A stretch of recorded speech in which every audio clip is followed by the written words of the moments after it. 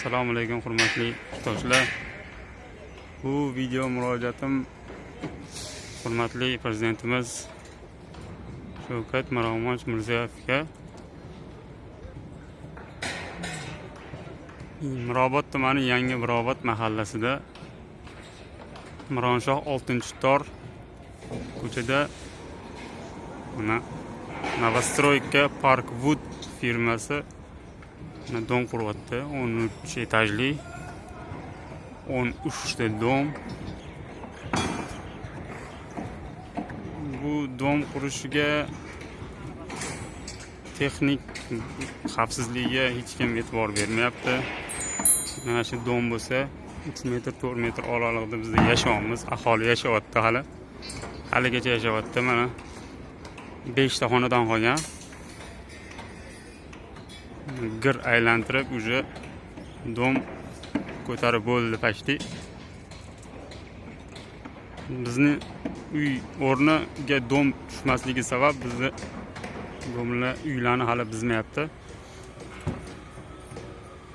Tomimdan video syomka qilganman. Mana tomlar moy yotibdi.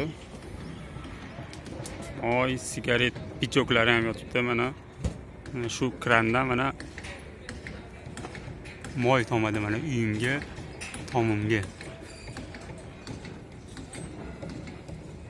Bu masala bo'yicha mahalla raisiga murojaat qildik. Mahalla raisi foyda bo'lmadi. Uchastkovoyga murojaat qildik. Ularni ham qo'llaridan hech narsa kelmadi, foydasi bo'lmadi. 102 ga telefon qildik.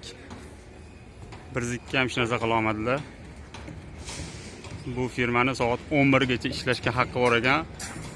102 ni gapi bo'yicha biz soat kechasi 23:00 gacha farzandlarimizni, ya'ni 40 kunlik chaqalog'im, 4 yoshli o'g'lim, 5 yoshli qizimni soat 11 gacha 23:00 gacha uxlatmasligim kerak ekan.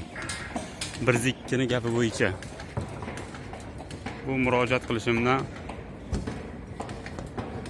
sabablardan biri shu. Mana kecha 17-fevral kuni soat 3 larda surdirdim orqaga kranni. Mana bugun soat chislo 18-fevral soat 10 bo'ldi, yana qaytarib orqaga surib qo'yishibdi. Uchastkovoy surdirib ogohlantirib ketdi. Mana uchastkovoy ogohlantirishiga qaramasdan orqaga yana surilgan. Hurmatli prezidentimiz, shu bir masalani bir o'zingiz hal qilib bersangiz. Tepadagi rahbariyat hech kuchi yetmayapti.